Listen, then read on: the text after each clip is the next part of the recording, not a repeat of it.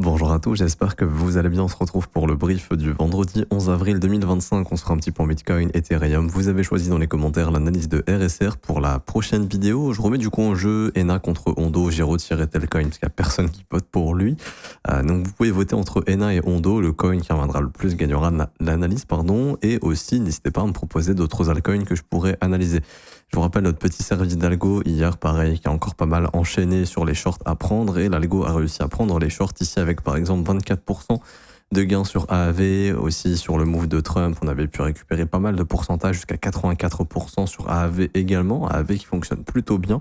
Quoi qu'il en soit, ces algos sont rentables. On vous a mis tous les résultats trimestriels il y a quelques jours, avec des algos qui vont chercher des 20% de rendement, la stratégie SPT qui est partie chercher 8R, ce qui est quand même pas mal. Pour avoir accès à ces algos, c'est gratuit, c'est le premier lien en commentaire épinglé. Le premier lien, donc tous les liens utiles concernant mon contenu, ça vous ramène sur cette page. Il faut s'inscrire sur BitGet via notre lien partenaire pour être éligible aux algos. Donc vous devez absolument cliquer sur ce lien, sinon ça ne marchera pas. Vous créez votre compte, donc validez votre compte, vous validez votre KYC sur la plateforme, et ensuite il y a juste à cliquer sur Obtiens nos algos trading 100% gratuitement. Vous renseignez prénom, email, identifiant BitGet, vous cliquez sur rejoindre, et ensuite vous avez juste à regarder les vidéos de ce lien. Configure nos algos de trading, il y a 4 vidéos à regarder. 1, 2, 3, 4, c'est dans l'ordre, c'est très simple à mettre en place. On vous explique tout. Comment configurer les algorithmes, configurer les montants, configurer le risque, voir vos gains, voir les trades exécutés, mettre en pause les algos, les relancer. Bref, tout est expliqué de A à Z.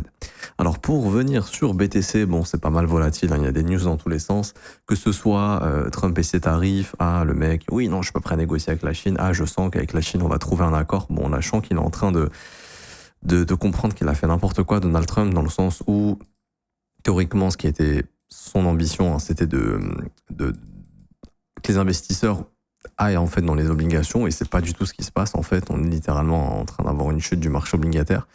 Et c'est ce qui fait que son plan tombe à l'eau, parce que le marché obligataire tombe, le marché des actions tombe, tout baisse à part l'or. Et c'est catastrophique. Et donc c'est pour ça que je pense que c'est potentiellement lui, parce qu'il va prendre pas mal de pression, qui va essayer de trouver un accord le plus rapidement possible avec la Chine. Et si la Chine a compris que c'est elle qui domine maintenant, éventuellement ils vont en profiter de la situation, à part si c'est pas dans leur propre intérêt, bien évidemment. Mais du coup, on se retrouve avec un or qui a fait un nouvel ATH, donc il reste toujours haussier. Bon, à faire attention ici sur cet ATH. Pourquoi ? Parce qu'on a pas mal de banques qui sont en train de nous dire que ça va monter à $3 500. Alors autant ça va monter à 4000 parce qu'on va se manger une énorme crise, autant on n'est pas très loin du top. Donc ça, c'est un truc à observer. Mais bref, l'or, on s'en fout un petit peu. Nous, ce qui va nous intéresser, c'est les indices américains et bien évidemment le Bitcoin. Et ici, les indices et Bitcoin sont quand même assez corrélés. On est dans des mouvements qui sont assez similaires si je me mets sur les mêmes unités de temps, comme on peut le voir ici. Et donc les indices ont bien été rejetés dans les zones dans lesquelles ils devaient être rejetés. Donc techniquement, ce sont des zones de retournement, il faut faire attention. La news de Trump a été très positive sur la mise en pause des tarifs, mais la question c'est est-ce que ça va être soutenable pour relancer une dynamique haussière? Pour l'instant, c'est pas ce qu'est en train de dire le prix. Le prix est en train de dire je travaille les zones dans lesquelles je suis censé me retourner, et pour l'instant, je me fais rejeter. Maintenant, on verra si ça va vraiment déclencher un rejet du prix ou pas. Et du coup, nous, on a le Bitcoin qui est clairement dans une zone de combat. Après lui, le Bitcoin également qui est toujours dans une dynamique baissière, et qui lui aussi est venu rechercher les zones qu'il avait à venir chercher pour se retourner, c'est-à-dire ces fair value gap ici qui ont complètement été comblés. Et hier, on a la news du CPI 2.4, et personnellement, je pensais que 2.4, ça pouvait être bien pour continuer de squeeze, mais pas du tout, le marché réagit pas du tout. J'ai mis un message aux élèves d'ailleurs hier en leur disant la réaction n'est pas top du tout. Et du coup, hier, on a une session baissière, pourtant avec des chiffres qui sont corrects. Donc ça montre toujours la peur sur les marchés, et probablement des intervenants qui réduisent leur risque au maximum en attendant que toute cette phase de trouble puisse se régler.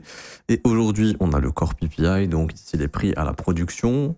On a un forecast à 0.3. Bon, franchement, j'ai aucune idée des chiffres qui vont sortir. On n'a pas, comme Trueflation, une idée de l'inflation ici. On peut pas avoir une idée des prix à la production. Maintenant, bon, théoriquement, il faudra voir si c'est sous les 0.3. Ça pourrait être positif. Après, encore une fois, le prix techniquement ne change pas. C'est-à-dire que tant que le dernier fair value gap baissier est respecté, la direction reste baissière, et l'objectif serait enfin de venir travailler cette zone ici, que je vous montre en daily, mais les 74 450, puisque là, ça fait un lot, deux lots, trois lots, donc trois creux qui sont au même endroit. Ça commence à en faire ici une zone à revenir travailler. Et pour moi, ça reste toujours la zone à venir bosser. C'est-à-dire que je ne vois pas Bitcoin ne pas venir bosser cette zone. Alors, est-ce qu'on va y aller la semaine prochaine, dans 2 jours? J'en sais rien. Théoriquement, le job a été fait sur ce rebond. On pourrait renvoyer à la baisse. Mais encore une fois, dans le contexte actuel, il peut se passer tout et n'importe quoi. C'est-à-dire que le mec peut tweeter un truc, on fait ça. Le mec peut tweeter un truc, on fait ça. Bref, c'est un environnement qui est assez compliqué. Maintenant, on a quand même des points de repère. Les points de repère sont les suivants. Ici, on a notre fair value gap haussier. Donc ça, c'est la news de Trump qui a mis en pause les tarifs. On est donc venu chercher et combler de A à Z les fair value gap qu'on a laissés derrière nous. Donc dans une dynamique baissière, sachant que la dynamique est toujours baissière, théoriquement, on peut considérer ça comme un simple rebond pour une continuation baissière, parce qu'on voit clairement que la dynamique est baissière et que le sommet pour l'instant descendant est descendant, donc il est toujours plus bas que le sommet précédent. Et donc, ce à quoi on s'attendrait, avec plus de probabilité, c'est une continuation baissière. Également, on peut voir ici que on est contraint dans ce fair value gap haussier. Donc ça, c'est le mouvement de l'impulsion de Donald Trump. Et hier, ça, c'est le move post-CPI avec un résultat qui n'est pas dégueulasse, mais le marché qui n'apprécie pas. Et donc, pour moi, c'est simple. Tant que ce fair value gap baissier est respecté, on va essayer de péter le fair value gap haussier et d'aller chercher les plus bas ici. Et d'aller travailler la zone que je vous indiquais, 74 450, et ça jusqu'à, théoriquement, 70 600 $. Ça reste pour moi la zone, la main target. J'ai pas le terme en français, mais l'objectif principal, voilà. Ça reste l'objectif principal, ce niveau des 74 450. Je ne pense pas qu'on est bottom, personnellement. Maintenant, encore une fois, là, je chipote. Ok, c'est dans de la lecture du prix. Si tu penses que et c'est le cas, qu'on est dans des zones de prix intéressantes, puisque c'est le cas. Ici, on est dans le dernier fair value gap weekly. C'est simple. C'est-à-dire que Bitcoin, maintenant, il doit absolument maintenir les 74-70. C'est ce qui fait de lui, justement, un actif qui reste fort pendant cette période de trouble. Le jour où Bitcoin s'affranchit de ce fair value gap weekly, vraiment qu'on s'installe sous les 74, je parle pas simplement d'une mèche, je parle vraiment au weekly, qu'on ait un prix qui s'installe sous les 74. Là, ça risque d'ouvrir les portes à un Bitcoin qui va faiblir beaucoup plus et qui, au moindre dôme des indices, va les suivre, à mon avis, beaucoup plus rapidement. La prochaine target sera entre 65 000, pour être honnête, 65 200, 64 400. On n'y est pas encore. Mais c'est pour ça que Bitcoin doit absolument maintenir cette zone. Donc, tes swing traders, tu penses que Bitcoin va faire un nouvel ATH? Moi, je te le dis, je chipote actuellement. C'est vraiment parce que voilà, je vois pas pourquoi le bottom serait là. Je le verrai plus légèrement plus bas. En gros, je verrai une dernière pichenette style déviation avant de prendre le contre-pied si on est dans un bottom. Pour venir chercher le premier arrêt, 38 de nos retracements. Et puis, bien sûr, ce fair value gap ici qui est plus favorable à la formation d'un bottom que ce qu'on a fait là. Mais encore une fois, je le redis, je chipote. Ok, si tu es en mode swing trader, que ton risque est managé, il n'y a pas de problème. Tu peux déjà t'exposer en swing ici, si jamais il y a moyen d'aller rechercher quelque chose de plus élevé par la suite. Maintenant, ce que vous surveillez aujourd'hui, c'est ce fair value gap.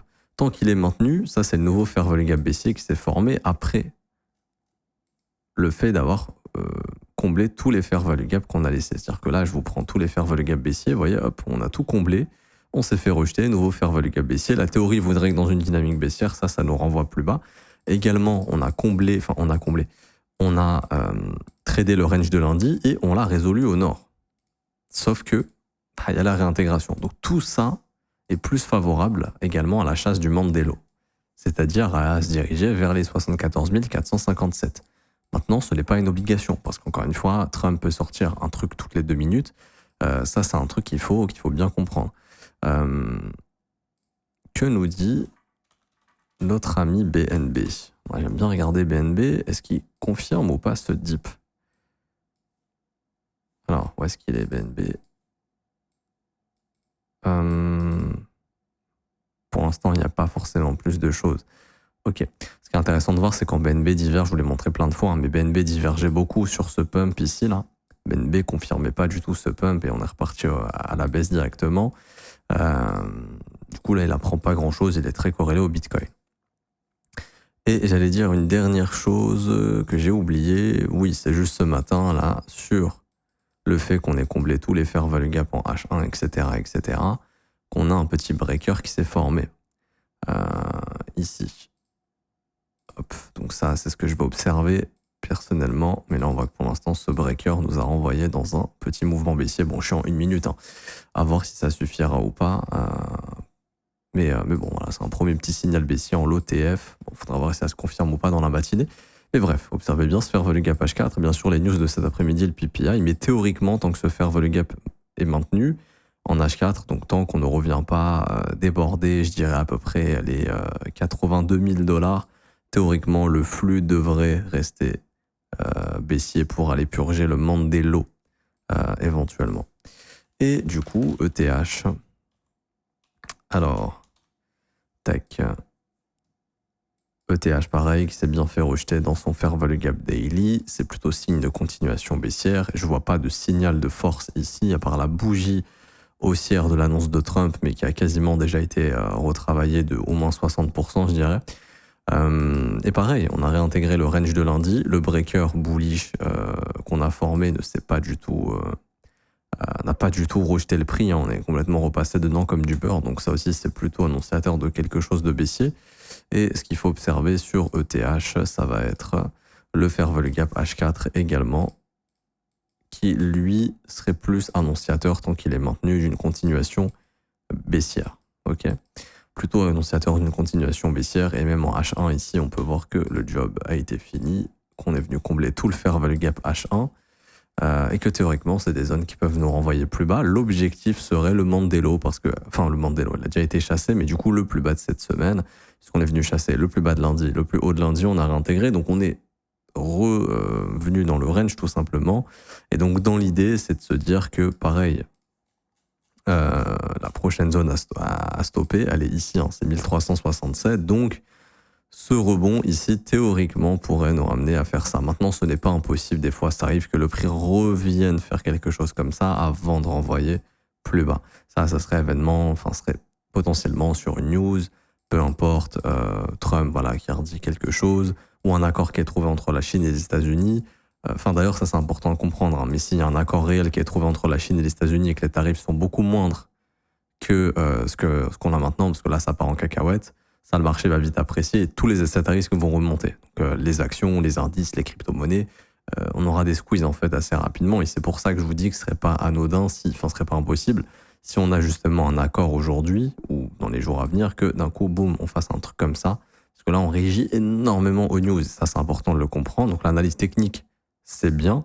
Mais dans un environnement où n'importe qui peut te sortir une news et te dire, bon, bah, boum, là, il n'y a plus de tarifs, les marchés pump en fait. Et ça aussi, il y a des algos qui sont programmés, donc des algos à haute fréquence qui sont programmés pour acheter ou vendre ce genre de news. Et derrière, tout le monde veut faire son beurre comme ça. Pourquoi ? Parce que là, il y a des millions, des milliards qui ont été gagnés sur... Alors, c'est vrai qu'on peut pas trop le voir, hein, on s'en rend pas forcément compte, mais il y a des gens qui ont fait des millions de dollars sur ce move ici, qui ont juste acheté la news et qui ont holdé leur trade et un décalage de 8 à 10% des indices.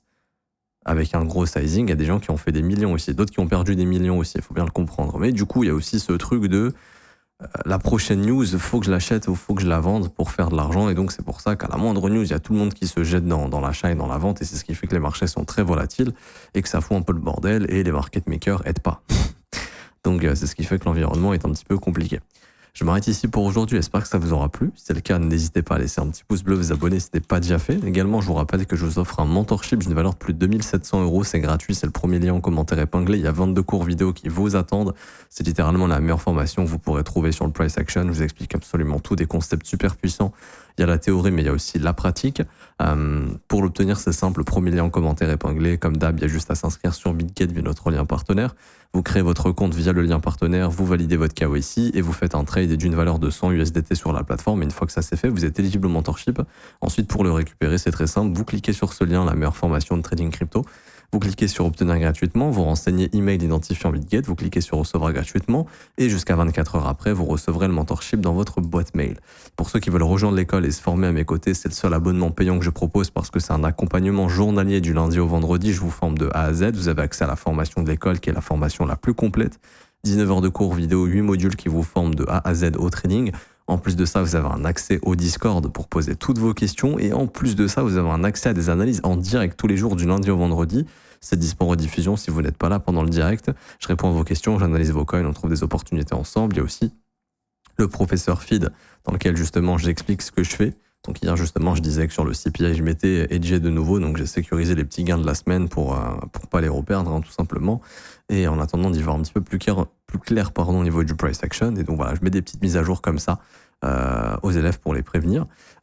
Donc pour rejoindre l'école, c'est ici. En rejoignant mon école de trading, c'est seulement 49 € par mois, c'est sans engagement. Vous avez aussi les offres 3, 6 et 12 mois qui sont moins chères si vous le souhaitez. Et vous avez également les témoignages des membres légèrement plus bas pour vous faire une idée avant de nous rejoindre. Quoi qu'il en soit, vous serez les bienvenus. Je vous souhaite une bonne journée. On se retrouve tout à l'heure pour l'analyse de RSR. À tout à l'heure. Ciao, ciao.